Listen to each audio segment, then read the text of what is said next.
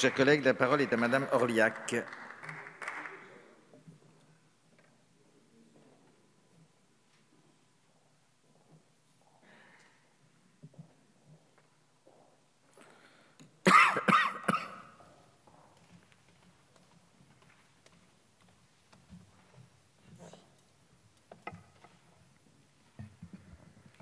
Monsieur le Président, Monsieur le Ministre, nous étudions aujourd'hui une proposition de résolution sur la place des sciences et du progrès dans notre République.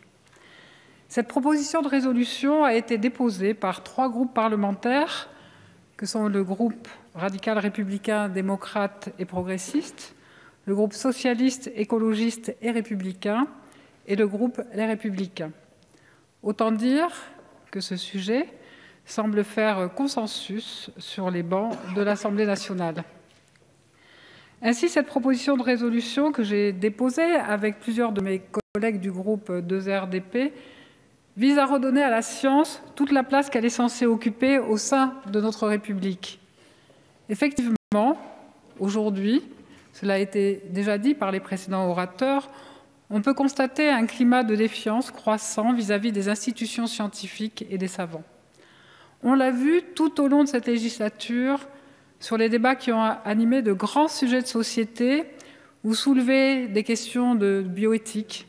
Il faut en parler aujourd'hui, je crois, sur des sujets comme la procréation médicalement assistée, la gestation pour autrui, la fin de vie dans la dignité, le clonage, la recherche sur les cellules souches embryonnaires, pour ne citer que quelques thèmes.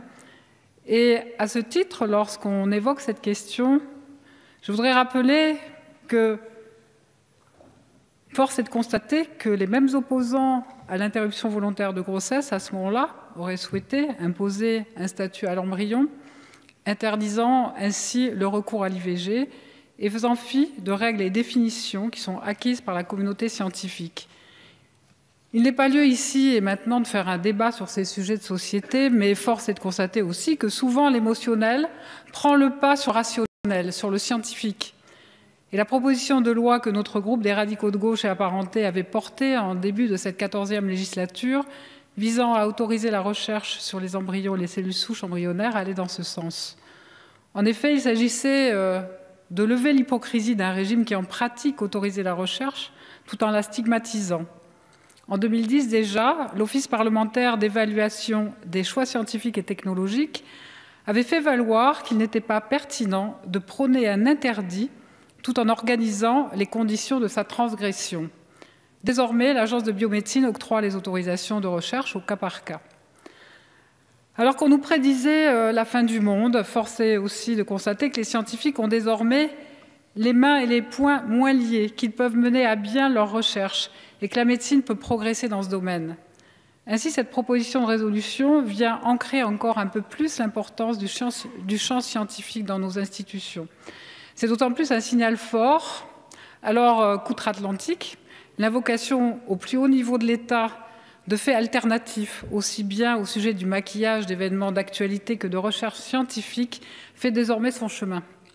La question de l'utilité ou non des vaccins, ou encore l'impact des ondes Wi-Fi sur l'organisme sont des sujets qui mettent en lumière des interrogations de nos concitoyens. Interrogations qui sont certes légitimes. Plus récemment encore, l'impact de nouveaux compteurs d'électricité de RDF Linky a soulevé bon nombre d'interrogations de la part des futurs usagers. Mais le rôle d'évaluation de l'impact sur la santé revient bel et bien aux scientifiques. Certes, il faut bien évidemment prendre en compte les nouvelles technologies. Dans notre monde du XXIe siècle, ces nouvelles technologies permettent de changer la donne pour relever pratiquement tous les défis mondiaux les plus urgents.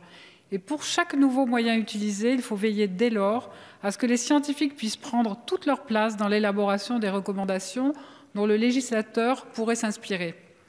Ainsi, cette proposition de résolution vient confirmer et renforcer la place que les scientifiques et les savants doivent occuper réellement au sein de nos institutions. Et pour ce faire, nous proposons de rappeler que la science est un vecteur essentiel de l'innovation.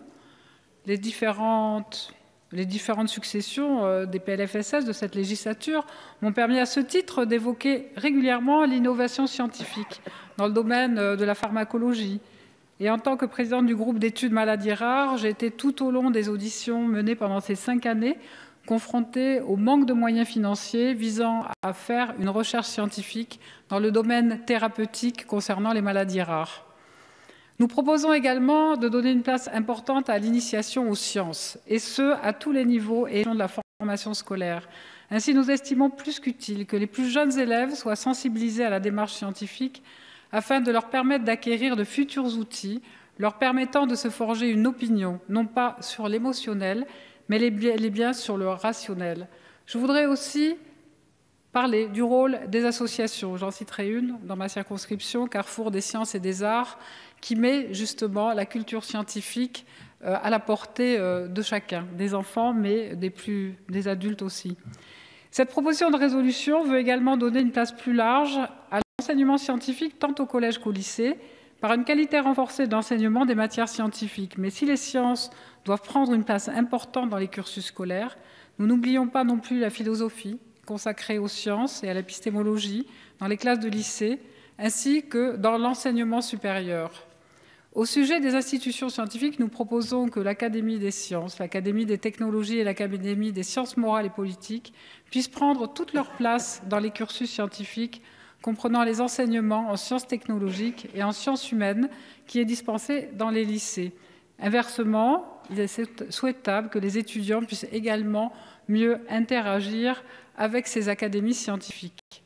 En outre, il nous semble plus qu'important d'associer les citoyens aux travaux scientifiques. En effet, j'ai pu l'évoquer à l'instant, de plus en plus de sujets sont remis en cause à travers des nouveaux canaux de communication, notamment les réseaux sociaux. Loin de moi l'idée de jeter la pierre aux réseaux sociaux. Ils font désormais partie de la vie de tous les jours pour bon nombre de nos concitoyens, sont vecteurs d'une propagation d'informations qui n'est pas négligeable. Mais il faut constater que toutes les informations véhiculées sur ces réseaux sociaux ne sont pas toujours réelles, justes et vérifiées. Et récemment, à ce titre, la société Facebook ne s'y est pas trompée, puisqu'il sera bientôt possible de vérifier si l'information transmise est une réelle information ou une simple rumeur. Mais les réseaux sociaux s'appuient également souvent sur les médias, et ces derniers ont un rôle essentiel dans la communication et la transmission de l'information. Il existe des chaînes thématiques, scientifiques, sur l'ADSL partout en France, sur le canal 31 de la télévision numérique terrestre en Île-de-France. La chaîne Synapse TV diffuse un programme basé sur la connaissance et le savoir, qui donne notamment la parole aux scientifiques, philosophes, artistes, universitaires ou politiques. La chaîne de télévision Science et Vie TV d'AB Group diffuse également un programme thématique uniquement basé sur les sciences, en collaboration avec le journal Science et Vie. Mais aujourd'hui, la parole scientifique n'occupe pas la place qu'elle pourrait occuper, notamment sur les chaînes de télévision et les stations de radio du service public. Cette proposition de résolution veille dès lors à encourager une diffusion d'émissions scientifiques lors des heures de grande écoute sur le service radio-télévisuel du service public, notamment en donnant la parole aux membres de la communauté scientifique. Enfin, il nous semble utile de redonner une place plus importante aux rapports et études de l'OPEXT, dans l'élaboration et dans le suivi des politiques qui impliquent la science ou ses applications. Pour toutes ces raisons, mes chers collègues, je vous invite à voter cette proposition de résolution afin de permettre à la science de retrouver toute sa place au sein de nos institutions républicaines et que science et progrès soient au service de l'humanité. Je vous remercie. Merci, mes chers collègues.